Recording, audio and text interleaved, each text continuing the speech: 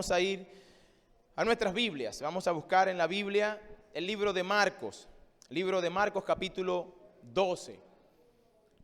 Marcos capítulo 12, versículos 35 al 37. Marcos 12, 35 al 37.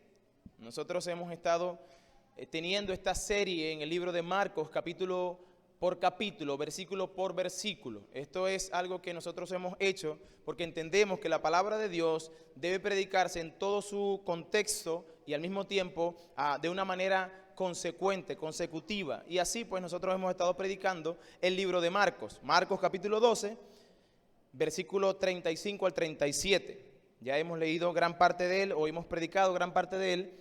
Y antes de seguir, porque sé que hay visitas, voy a darle una pequeña introducción o recuento de lo que ya hemos visto o qué es lo que está pasando, la situación en la cual se encuentra el versículo que vamos a leer. A los que llegaron y los que no tienen la idea de lo que vamos a predicar hoy, la idea es de que Cristo está en la última semana de su vida en la tierra. Cristo ya está para ser crucificado. Esta es la última semana, ya Él ha vivido en la tierra aproximadamente unos 30 años, 33 años. Él está en su ministerio, en la parte culminante de su ministerio. Una semana antes de que, iniciando la semana, esa semana de crucifixión, que nosotros conocemos, ¿verdad? Nosotros la celebramos, la gente normalmente es Semana Santa, y celebra una semana. Bueno, esa semana es la semana a la cual estamos predicando y hace referencia Marcos. Esa semana comenzó con una entrada triunfal donde Cristo entra a Jerusalén porque es las fiestas de las Pascuas, una fiesta que celebra hasta el sol de hoy el judío, en conmemoración de que Dios los había sacado de Egipto. No eran esclavos y como lo había introducido en la tierra de Canaán, una tierra que les había prometido. Entonces cada 14 de Nisan se hacían estas fiestas. Así que cuando iniciaban, el 10 de Nisan iniciaban esta fiesta. Y el 10 de Nisan Cristo va a entrar a Jerusalén y nosotros lo conocemos como el Domingo de Ramos. O mucha gente lo conoce como el Domingo de Ramos, pero la Biblia lo enseña como la entrada triunfal. Esa entrada donde Cristo entra como el rey que ese pueblo estaba esperando. Pero que nosotros vemos que ese pueblo, aunque esperaba y alabó a Cristo en ese momento como el rey o el Mesías esperado, ellos no entendían quién realmente era Cristo. Y aunque dijeron bendito el que viene en el nombre del Señor, y pusieron sus mantos delante de él, que lo subieron a un pollino y aupaban su nombre, como cuando un rey va a entrar a la ciudad victorioso. Así el pueblo que estaba allí, que no era poco, era una multitud, no solamente que venía con él, sino que estaba en la ciudad. Así comienza esta semana. Pero luego en la semana Cristo tiene que enfrentarse a varios grupos religiosos de la época. Cristo está en el templo, esto es un día después de la entrada triunfal, está en el templo enseñando a los que allí estaban. Pero ese día, antes de enseñar, se consigue que el templo está lleno de mercaderes y personas haciendo cualquier tipo de cosa que Dios Padre no había determinado que se hiciera. En el templo era un lugar para que el pueblo entendiera quién era Dios y viniera a buscar reconciliación por medio de la oración. Pero el pueblo judío o religioso de la época había convertido ese lugar en un lugar de animales para la venta, donde el comercio era tan brutal que una oveja podía costar dentro del templo 15 veces más de lo que costaba allá afuera. Y los mismos líderes religiosos eran los que tenían estos negocios. Así que la persona venía con su ovejita de acuerdo a lo establecido en la ley de Moisés. Debía ser un cordero de 1 año, sin mancha, sin arruga, perfecto. Y la persona podía venir desde lejos con ese corderito. Pero cuando llegaba al templo, estos líderes religiosos eran los encargados de examinar la ofrenda que se iba a dar. Y cuando examinaban la ofrenda, todo el tiempo era algo, encontraban una falla. Entonces la persona, yo no tenía nada que ofrecer y no podía estar en esta fiesta sin ofrecer.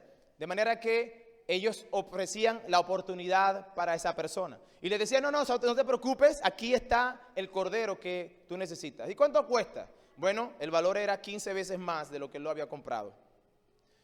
Cristo llega al templo y cuando llega al templo y ve todo esto, él voltea las mesas, saca a los cambistas también, porque había una moneda que traía el extranjero que debía ser cambiada para poder dar y comprar ahí dentro. Bueno, los cambistas eran aquellos que cambiaban el dinero. Bueno, dame ese dinero y yo te doy pero el valor mío, del dinero mío era mucho mayor que el tuyo, de manera que pues había una transacción como la que tenemos hoy en nuestro país, desigual.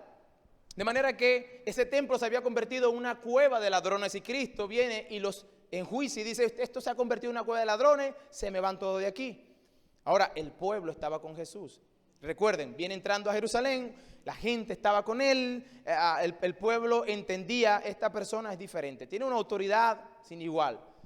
Pero él tenía esta fama que opacaba por completo la fama de los líderes religiosos, los fariseos, los saduceos, los escribas, inclusive los herodianos, que era, vamos a decir, este grupo conformaban, o parte de estos grupos conformaban lo que se llamaba el Sanedrín, que eran 72 hombres que conformaban esto, era como la policía religiosa de la época. Eran como los que veían quién estaba haciendo las cosas que no debía hacer para señalar. Fueron ellos los que empezaron a hacer leyes para asegurarse de que se cumplieran las leyes que Dios había establecido, pero que esas leyes no eran las leyes que Dios había establecido. De manera que Cristo llega a este lugar y se enfrenta a estos grupos. Y estos grupos van a venir con preguntas, primero con cuestionamientos. Este grupo llegó y le dijo a Jesús, ¿con qué autoridad tú haces estas cosas? Y Cristo fue claro al decirle que la autoridad que él tenía venía del Padre. Y se lo mostró de tal manera que quedaron ya con la boca cerrada. El Sanedrín no pudo hacer nada con respecto a la autoridad que tenía Cristo. Pero luego ellos idearon plan. Y estoy hablando de que esto pasó todo en una semana. Es decir, todavía estamos en el día martes de esto. El viernes va a ser crucificado. Así que estamos en el día martes de esta situación. Una vez que él limpia el templo, él llega al otro día y empieza a enseñar y entonces convierte ese lugar en un salón de clases donde la verdad va a ser expuesta. Y él estaba rodeado de mucha gente y la gente estaba anonadada con lo que el Señor estaba explicando de lo que la palabra se decía. Pues entonces los fariseos, los saduceos o este grupo religioso, el Sanedrín, ¿verdad? Empezaron a decir, bueno, necesitamos matar a este hombre, porque no nos puede quitar la popularidad que tenemos nosotros. Y entonces idearon un plan, vamos a hacerle preguntas, de manera que esas preguntas, él pueda quedar mal en estas preguntas, o con el pueblo, o con el gobierno de turno, que era Roma, de manera que podamos nosotros no solamente apresarlo, sino llevarlo a la muerte. Y llegaron con preguntas, por ejemplo, vino el primer grupo, era compuesto por los fariseos y herodianos, y llegaron con una pregunta puntual. Le preguntaron, ¿es lícito pagar impuestos? Esta pregunta buscaba poner a Cristo entre la espada y la pared, porque si decía, no debemos pagar, entonces Roma, que era el gobierno en ese momento, podía levantarse y apresarlo porque era un sedicioso, una persona que estaba levantando el pueblo para ir en contra de Roma. Pero si decía, sí debemos pagar impuestos, entonces el pueblo que estaba allí, que entendía que Roma era un pueblo opresor, que no debía hacérsele a ningún favor, entonces el pueblo iba a ir en contra de Jesús. Así que preguntaron esto y Cristo de manera magistral agarra una moneda y les dice, ¿de quién es la cara que está en la moneda? De César, pues entonces da a César lo que es de César y a Dios lo que es de Dios. Hablando de eso, estaba diciendo era que sí, ustedes deben pagar impuestos porque están en un lugar donde están siendo gobernados por otro y deben pagar impuestos. Pero al mismo tiempo usted debe recordar que su imagen no es la imagen de un hombre. La imagen que usted tiene en sí como creación es la de Dios. Génesis dice que Él nos creó a su imagen y semejanza, de tal manera que Él les enseñó de que a Dios debe darte tú mismo a Dios. Y todo lo demás, que no sea que sea material, pues simplemente el que tienes que pagarle impuestos, debes pagar impuestos. Las personas quedaron fritas. Los que vinieron con esta pregunta no esperaron esa respuesta. Así que se fueron derrotados y llegaron otros. Llegaron los saduceos. Y los saduceos tenían la pregunta sobre un dilema, un debate que tenían entre ellos mismos, los líderes religiosos, los doctores de la ley. Los saduceos entendían, o creían, mejor dicho, que la resurrección, eso era un cuento de camino, que eso no era así como decían los fariseos. Los fariseos creían en la resurrección, pero ellos no. Así que llegan a Jesús con la pregunta, una pregunta que habla de la resurrección. Echan un cuento fabuloso donde una mujer se casa con un hombre, muere, no le da descendencia, se casa con otro, se muere, luego con 7 hombres estuvo haciendo esto, 7 hermanos, luego todos mueren, van al cielo y le preguntan, ¿de quién será esta mujer esposa? Y Cristo los deja otra vez en las tablas, como decimos coloquialmente, en el ring. ¿Cómo los deja allí? Le dice, bueno, porque es que ustedes no entienden lo que la ley dice. Mira, lo que la Biblia dice es que en el cielo nosotros seremos como ángeles. ¿En qué sentido? Que no seremos como el deseo que tiene el hombre ahorita por mujer, no, seremos hermanos. Ahí no va a haber casamiento, ni se va a dar en casamiento a nadie. Ahí todos seremos hermanos y el gozo que vamos a tener en el cielo será mucho mayor exponencialmente a lo que nosotros pudiéramos sentir ahora con cualquier deleite. Cristo termina con este grupo, se va y luego llega el otro grupo. Y el otro grupo va a preguntar sobre lo más importante. Y fue tal la respuesta del Señor que este grupo terminó aceptando, uno de estos grupos terminó aceptando que la sabiduría de Jesús era tal que realmente él merecía que se le dijera. De verdad que ha respondido muy bien. Y estos fueron el tercer grupo, los escribas. Y uno de ellos, escribas, se le acercó y dijo, Señor, has respondido perfectamente. Pero ahora también va a ser una pregunta que otra vez está en su medio. Entre ellos tenían ese dilema. Hay tantos mandamientos, 613 mandamientos, Señor. ¿Y cuál de ellos es el supremo mandamiento? Cristo le dice, pues, que el supremo mandamiento es amar a Dios con toda tu alma, corazón, mente y fuerza. Y luego el segundo le dice, amarás a tu prójimo como a ti mismo. De lo cual el escriba, terminó diciendo, exacto, muy bien has dicho, Señor, una vez más. Así que cada una de estas preguntas que buscaba dejar mal a Jesús, lo que hizo fue dejarlo mejor. Porque ahora, preguntas que ellos tenían, ellos mismos no tenían respuesta, Cristo le dio respuestas que aparentemente para nosotros son sencillas, pero para ellos tenían un tiempo muy largo debatiendo y nunca consiguieron la respuesta. Tanto fue el punto del Señor en la respuesta, tal fue la sabiduría que el Señor demostró, que estas personas quedaron pues ya sin preguntas, quedaron con la boca cerrada. Y eso es lo que termina diciendo el versículo 34 del capítulo 12. Y dice, y Jesús entonces, viendo que había respondido sabiamente, le dijo, no estás lejos del reino de los cielos. Pero mira cómo termina. Y ya ninguno osaba preguntarle nada. Ya ellos quedaron con la boca cerrada. Ya no tenemos pregunta para ti. Pero ahora es el Señor que va a tomar la batuta. Y es Él ahora quien va a preguntar. En el pasaje que vamos a ver a continuación, es el Señor quien toma la iniciativa ahora para preguntar. Él va a preguntarle ahora a ellos sobre el Antiguo Testamento y sobre todo un pasaje que ellos no entendían muy bien. La pregunta que el Señor hace tiene que ver con la identidad de Cristo o del Mesías.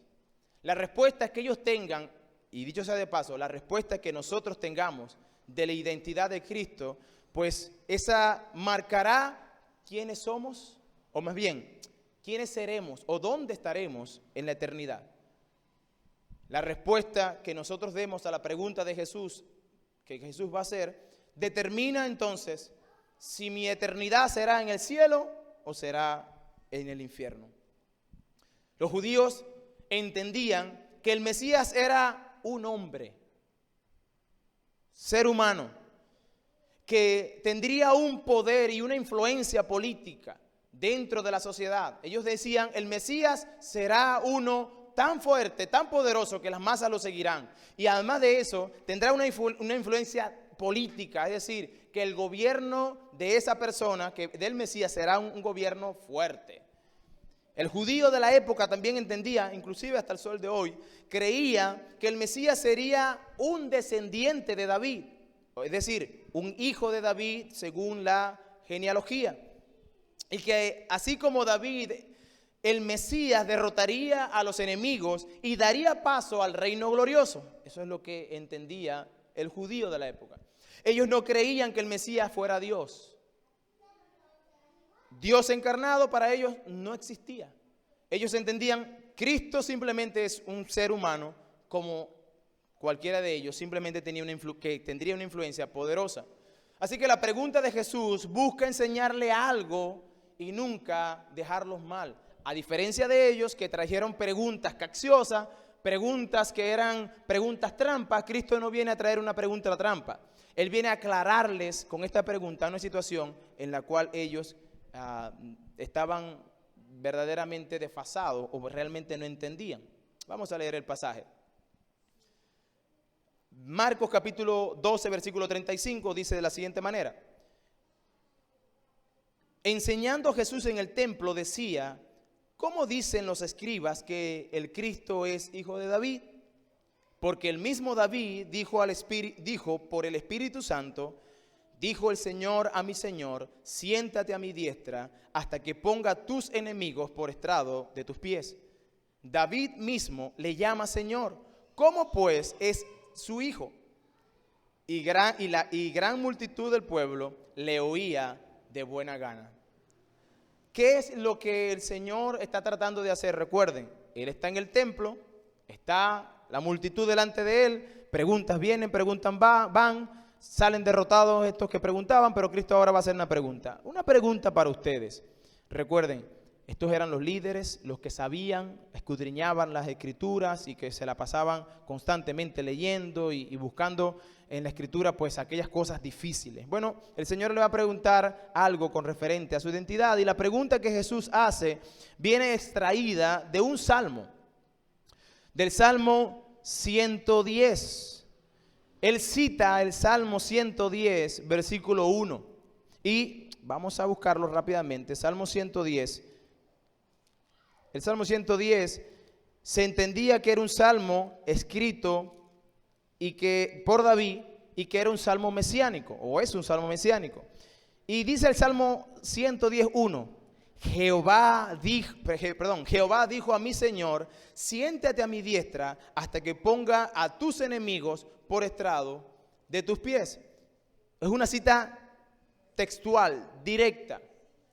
Ahora, cuando tú lees ese pasaje en nuestro idioma, parece algo confuso. Dice mi Señor al Señor. ¿Quién está hablando? ¿Quién es el Señor que dice? ¿Y a quién es el Señor que le dice?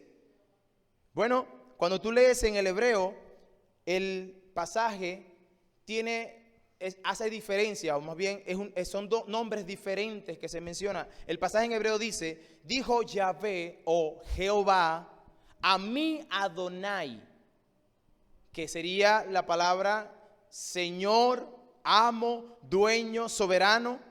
Hermanos, ese nombre Adonai inclusive es usado en el Nuevo Testamento y en el Antiguo Testamento como un nombre conector o que se conjuga con el nombre de Dios. Y tenemos, por ejemplo, Jehová Adonai, o cuando usted lee la Biblia y dice, y Jehová el Señor, lo que está diciendo es Jehová Adonai, es Yahweh el Señor, el soberano.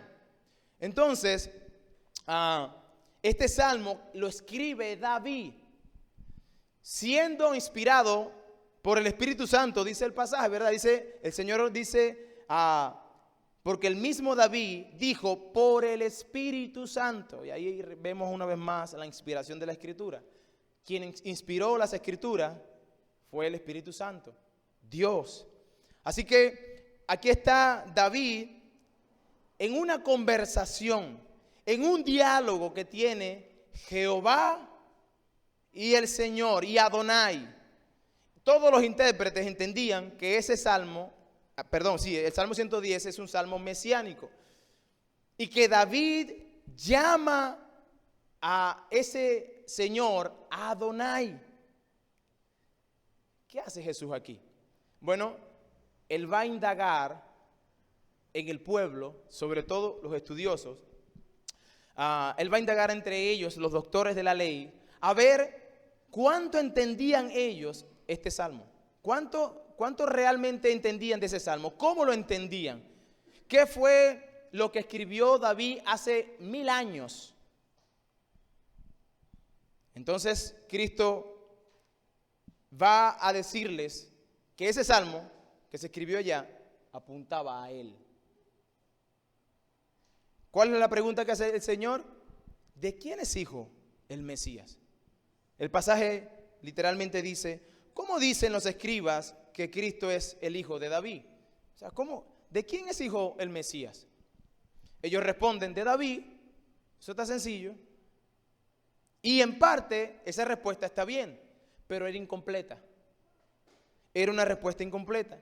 Pero luego el Señor cita a David y dice, ¿cómo puede ser que David, que es el rey, llame a uno de sus descendientes, su súbdito, le llame mi Señor, mi soberano, mi amo?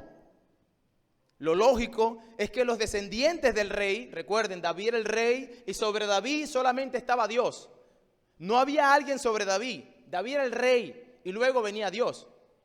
Entonces, el que David dijera a una persona, mi Señor, en otras palabras, mi soberano, el que está sobre mí, eso no parecía tener lógica.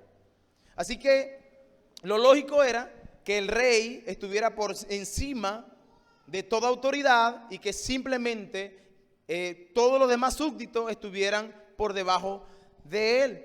Pero él escribió, siendo inspirado por el Espíritu Santo, que ese descendiente suyo, el Mesías, era el Señor. Y esa es la palabra, como dije hace un momento, la palabra Adonai. Hermanos, la palabra Adonai, para entender un poquito la mente del judío, es una palabra común y corriente para ellos. Es decir, cuando digo común y corriente no es como una palabra mal utilizada o simplificada y no más. No, lo que estoy diciendo es que era una palabra que ellos entendían muy bien. Ellos entendían que Adonai significaba el Señor Dios, el Señor que está sobre todo, que no hay nadie por encima de Él. Incluso su vocabulario día y noche era citar el Shema. Como dije la semana pasada, el Shema es esa oración que el pueblo judío recitaba al levantarse en la mañana y al irse a la cama. Oye Israel, escucha Israel, tu Dios es uno. Y eso fue lo que precisamente había citado, acababa de citar Jesús cuando le preguntaron ¿cuál es el mayor mandamiento? Cristo cita en el versículo 29, escucha Israel, oye Israel, Adonai Elohenu, Adonai uno es. Ese es en el idioma original, dice Adonai Elohenu, es decir, escucha Israel, el Señor, Dios, Adonai, el Señor, el soberano, es uno. Y ¿dónde estaba la situación difícil para el pueblo judío aquí en este momento? Ellos sabían y estaban convencidos de que el Shema enseñaba que solo hay un solo Dios, que no hay otro Dios hasta el sol de hoy, y nosotros también entendemos eso. Nosotros entendemos que existe un solo Dios, que no hay Dios, ¿verdad?, como el único Dios verdadero. El judío tenía claro eso, pero en este salmo vamos a encontrar, o Cristo le va a mostrar un dilema y vamos a decir, exponer un problema en el sistema religioso de la época, porque ellos entendían que el Mesías era un descendiente de David, es decir, un ser humano, y eso está bien, Ellos decían era un ser humano, muy bien. Pero en este pasaje, David no solamente está diciendo que era un ser humano, sino que este era el Señor. David escribe, este es Adonai, el Señor. O sea, David está diciendo, Él es Dios. El Mesías es Dios. Entonces, ¿dónde está el problema y el dilema en el pueblo judío? Que solo existe un solo Dios. Y ese es el Dios verdadero. Pero a este Dios yo lo estoy viendo. A ese que usted llama Mesías, yo lo estoy viendo. Él no puede ser Dios. Por eso ellos rechazaron al Mesías una y otra vez. Por eso crucificaron al Mesías. Porque ellos no entendían el hecho de que el mismo Cristo, ese Cristo que ellos esperaban y que todavía esperan, era no solamente Dios, no solamente era un hombre descendiente de David, sino que también era Dios. En el pasaje que leímos en el Salmo 110:1 dice que el Padre lo sienta a la diestra de Dios. Dijo el Señor a mi Señor, siéntate a mi diestra hasta que ponga a tus enemigos por estrado de tus pies. Hermanos, el sentarse a la derecha implicaba una autoridad que tenía esa persona. No se sentaba simplemente a decir yo soy el que soy, a sentarme a reposar. No, era sentarse para gobernar. Era sentarse para tener dominio. Porque el mismo Padre dice, yo pondré a todos tus enemigos por estrado de tus pies. Y esto es lo que dice eso es lo que dice el mismo Pablo en Filipenses capítulo 2, versículo 9. Vamos a ir a Filipenses rápidamente. Filipenses capítulo 2, versículos del 9 al 11. Pablo está hablando de Cristo como el que fue crucificado. Filipenses capítulo 2. Filipenses 2 dice, versículo 9, después de que Cristo fue crucificado, dice el versículo 9, por lo cual Dios también le exaltó y le ha dado hasta lo sumo y le dio un nombre que es sobre todo nombre, para que en el nombre de Jesús se doble toda rodilla de los que están en el cielo, en la tierra y debajo de la tierra, y toda lengua confiese que Jesucristo es el Señor, Adonai, para gloria de Dios Padre. Lo que este pueblo no entendía es que ese Adonai que habla David, ese Adonai vendría a morir para luego reinar. Eso fue lo que hizo el Mesías. Dios mismo dice que iba a poner a todos sus enemigos por estrado de sus pies.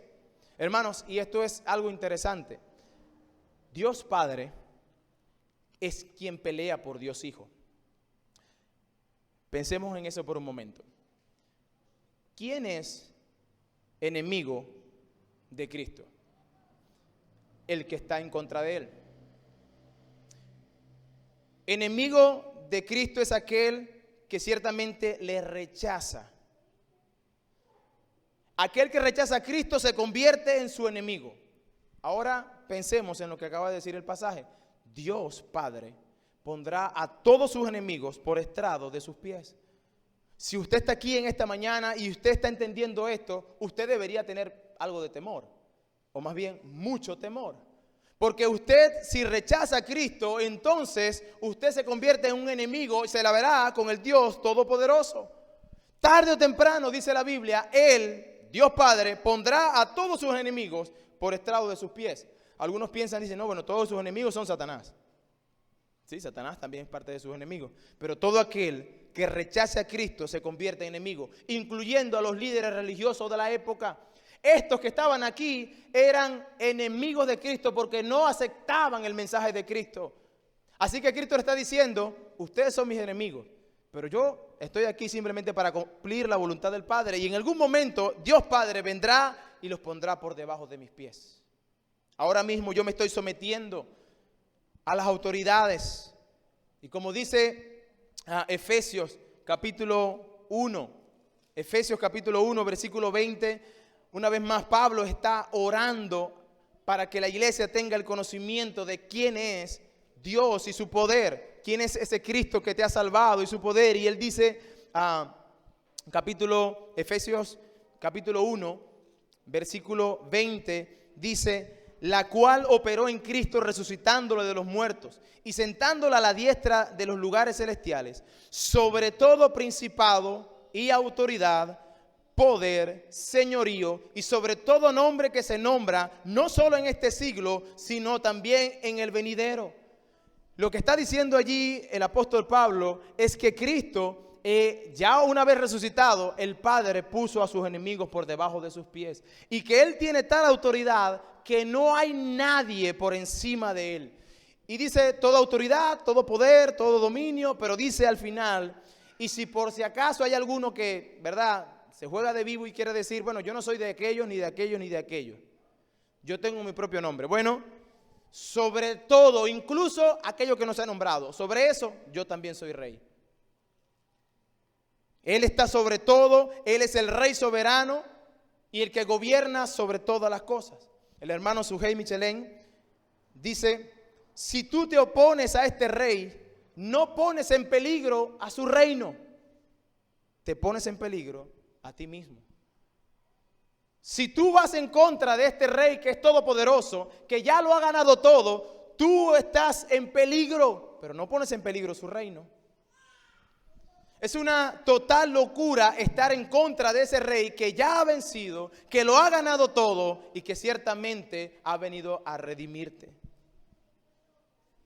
La relación del Mesías con David, entonces, ¿cuál era? Bueno, era descendiente de David, era ser humano, pero también era Dios. De allí el título de mi predicación. Cristo, hombre y Dios. Una verdad incomprensible e infinita, que Jesucristo es completamente y verdadero Dios y completamente y verdadero hombre. Hermanos, es algo difícil de poder entenderlo, vamos a decir, a toda su plenitud, pero su palabra lo expresa claro. Cristo, estando en su ministerio terrenal, Él demostró con hechos palpables que Él era Dios. Y yo quiero que usted vaya conmigo a algunos pasajes, vamos conmigo a Hebreos capítulo 2. Hebreos capítulo 2. Y el escritor de Hebreos capítulo 2, versículo 14 al 17, nos dice claramente que Él es Dios. Hebreos capítulo 2, 14 dice, así que por cuanto los hijos participaron de sangre y carne, Él también participó de lo mismo, para destruir por medio de la muerte al que tenía el imperio de la muerte, esto es el diablo, y librar a todos los que por el temor de la muerte estaban durante toda su vida sujetos a servidumbre. Porque ciertamente no socorrió a los ángeles, sino que socorrió a la descendencia de Abraham, por lo cual debía ser en todo semejante, dice, a sus hermanos, para venir a ser misericordioso y fiel sumo sacerdote en lo que a Dios se refiere, para expiar los pecados del pueblo. ¿Qué está diciendo ahí el autor de Hebreos? Bueno, Hebreo está diciendo, ese Cristo es ser humano, completamente humano. ¿Y por qué tenía que ser humano? Porque tenía que ser semejante a mí, porque era la única manera de poder representarme ante Dios. Cristo fue ser humano, pero dice la Biblia claramente que sin pecado. Él tenía que saber lo que significaba sufrir hambre, sufrir dolor, sufrir el calor que pudiéramos sentir nosotros ahora mismo. La angustia, Él supo que era eso. Él fue semejante en todo. Él fue tentado, pero sin pecado. Nosotros recordamos a Cristo en el desierto siendo tentado por el diablo mismo. Y como Cristo una y otra vez en la debilidad como ser humano tenía hambre. Y el diablo le dijo, convierta esa piedra en pan. Y él dijo, no solo de pan vive el hombre. Pero no quería decir eso, que él no sintiera hambre en ese momento. Tal fue el hambre que sentía que luego que terminó la tentación, dice la Biblia, que ángeles vinieron y le sustentaron. De manera que Cristo sintió como ser humano, tuvo hambre, tuvo sed, experimentó las emociones como el gozo, el dolor, el amor, la compasión, el enojo, pero todo esto sin pecado. Pero Cristo no solamente demostró que Él era un ser humano, sino que también demostró que Él era Dios. Él dejó evidencia de que Él era Dios. Juan capítulo 1, versículo 1, nosotros lo conocemos muy bien. En el principio era el verbo y el verbo era con Dios y el verbo es Dios. Y luego bajamos un poco más en ese pasaje, en el versículo 14, y nos dice que, y nosotros vimos ese verbo encarnado, y vimos su gloria como la gloria del unigénito del Padre. Y allí en ese pasaje Juan está afirmando que Cristo es Dios. Inclusive el versículo 3 dice que nada de lo que fue hecho ha sido hecho sin que Él lo hiciera, haciéndose el mismo Dios. El nombre sagrado de Dios, Yahweh, también lo tomó Él. Juan capítulo 8, versículo 58 dice que Él dijo que Él era Dios. Yo soy, ese yo soy que Cristo menciona en Juan capítulo 8, 58, hace referencia de que Él es Dios. ¿Y saben qué pasó al final? El judío que entendió eso agarró piedra para apedrearlo. ¿Por qué? Porque en su entendimiento existe un solo Dios y este se está haciendo Dios. Así que ellos entendían, este está blasfemando, caigámoslo a piedra. Pero luego Cristo salió en medio de ellos caminando como si nada. Juan capítulo 10, versículo 30, de la misma manera, Él muestra que es Dios, haciéndose igual en sustancia que el Padre. Y otra vez, el pueblo intenta apedrearlo. Uno de sus discípulos, llamado Tomás, en un momento de su resurrección, estaba frente a Cristo. Él dijo, bueno, yo no creo hasta que yo vea sus heridas. Y Cristo se le paró al frente y le dijo, Tomás, ven, aquí están mis heridas. Y Tomás se arrodilló y le adoró. Y dijo, Señor mío, Adonai mío. Y luego dice, y Dios mío, y Yahweh mío. ¿Y sabe qué hizo Cristo? No interfirió con su adoración. Y nosotros sabemos que en la Biblia solo uno debe ser adorado y ese es Dios. Y Cristo no interfirió con la adoración de sus discípulos. Una vez más, la Biblia afirma, Colosenses capítulo 2, versículo 9, dice, y en Él, es decir, en Cristo, habitó corporalmente toda la plenitud de la deidad.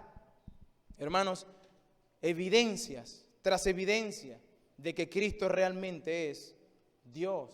Un pasaje más, Hebreos capítulo 1, versículo 8.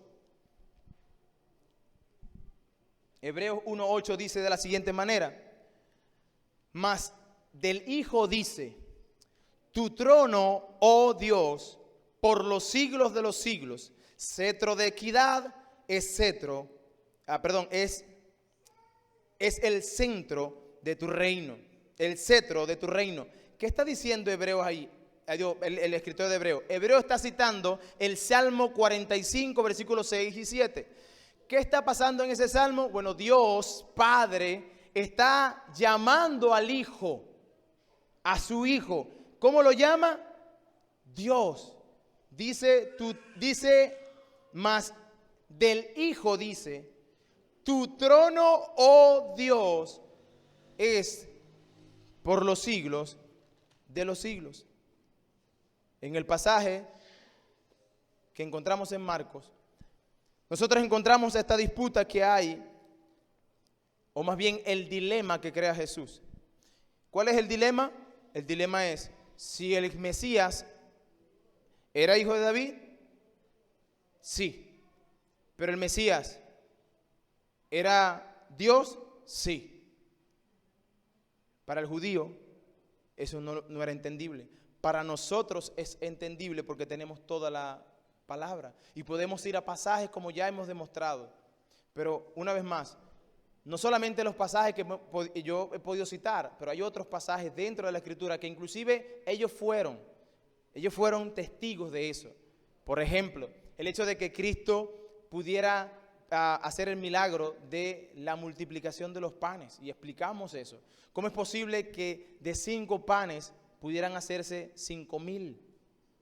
Bueno, Él tuvo que hacer pan desde la nada. Así como el Padre había creado en la creación y dijo, sea la luz, de la misma manera. Donde no había material, el material existió y se creó. Bueno, Cristo pudo hacer este milagro. Tanto que el pueblo que estaba en ese momento lo quería hacer rey. Pero no solamente eso, Jesús fue por encima de las aguas, así quebrantando, por decirlo de una manera, o violando las leyes de la naturaleza. Caminó por las aguas. La naturaleza estaba bajo su dominio cuando la tempestad estaba tratando de hundir el barco de los apóstoles, que dijo Cristo: calla, enmudece. E inmediato, dice la Biblia, se calmó el viento, cesó el agua. Y ya el agua parecía simplemente un espejo cristalino. Cristo era Dios, Cristo es hombre. Algo que los fariseos nunca imaginaron. Ellos no tenían toda la escritura. Por ende, Cristo le hace la pregunta. Entonces, su concepción del Mesías está incompleta. ¿Por qué está incompleta? Bueno, porque ustedes creen que Él es Dios, que Él es hombre, pero hasta allí. Y realmente, Cristo le viene a explicar de lo que el Salmo 110 dice. Y el Salmo 110 dice claramente que no solamente era humano, sino que era Dios. Por eso él dice, ¿por qué David, siendo inspirado por el Espíritu Santo, dijo el Señor a mi Señor, siéntate a mi diestra hasta que ponga a tus enemigos por estrado de tus pies? Luego versículo 37 le dice, David mismo le llama Señor. ¿Cómo pues es su hijo?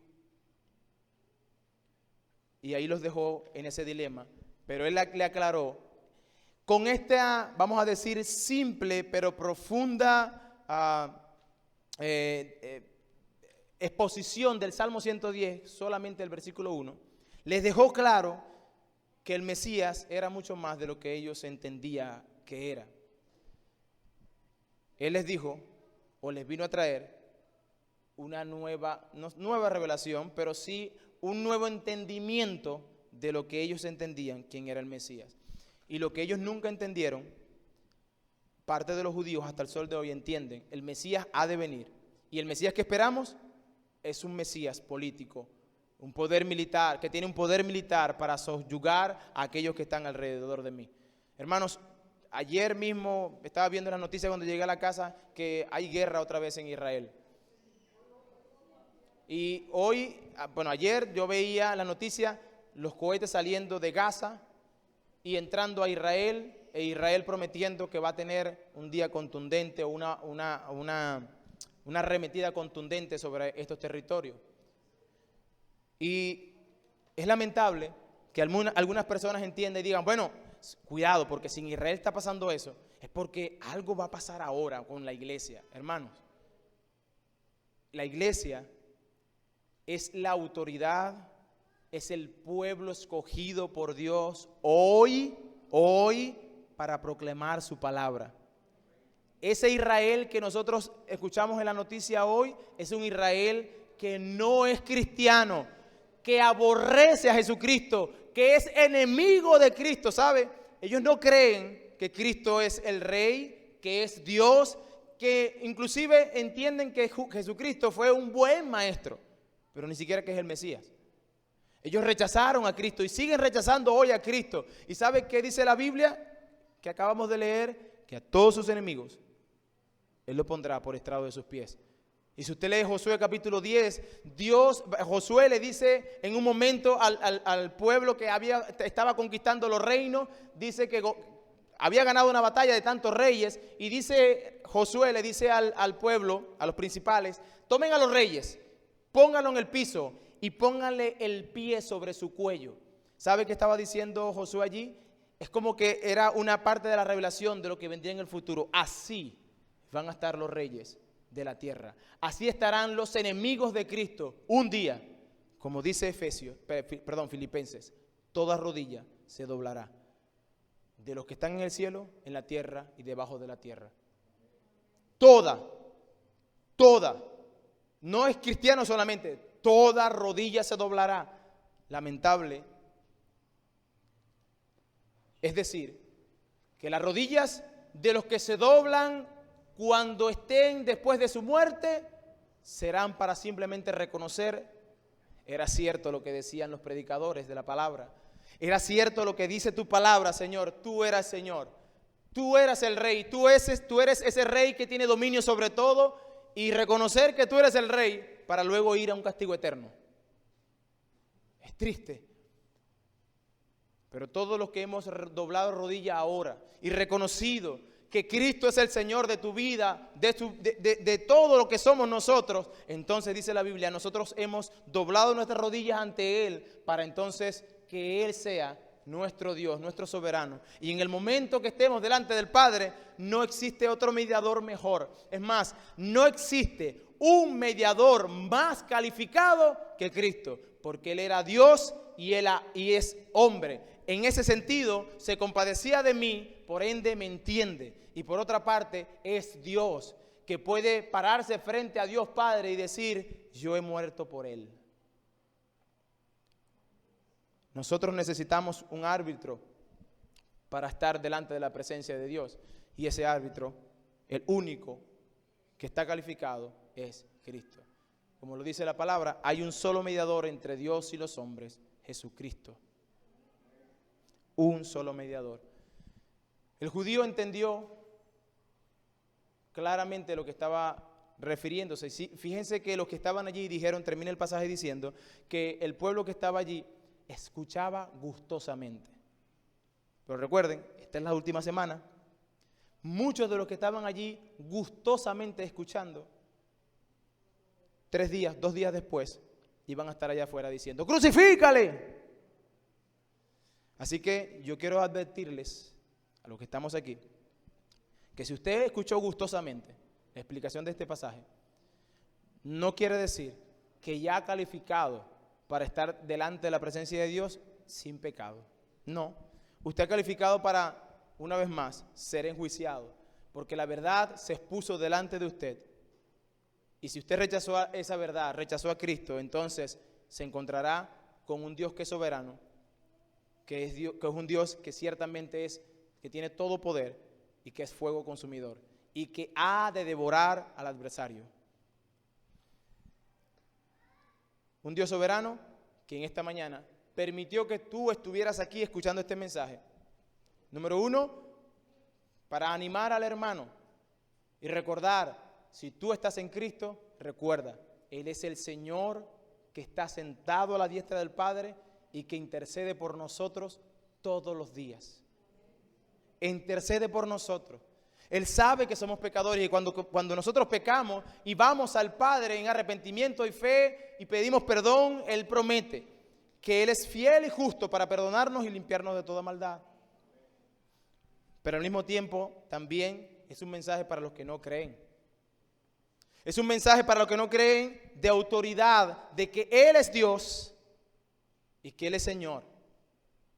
Y si estás en contra de Él, enfrentarás a un Dios que no pierde, que ya ganó y que en el futuro siempre ganará.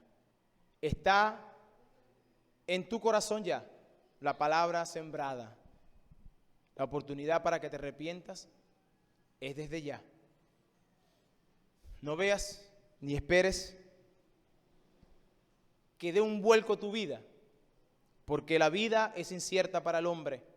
No sabemos qué va a pasar mañana. Santiago dice, mira, nosotros no sabemos qué va a pasar. La vida es como la neblina que aparece por un poco de tiempo y luego se desvanece. Hoy estamos, mañana no estamos. Hoy estamos hablando en este momento y minutos después salimos y puede pasar cualquier cosa. ¿Cuántas personas en Israel ahorita mismo no murieron inocentes? Que estaban durmiendo en la madrugada y llegó un cohete y llegó a su casa y los explotó y listo.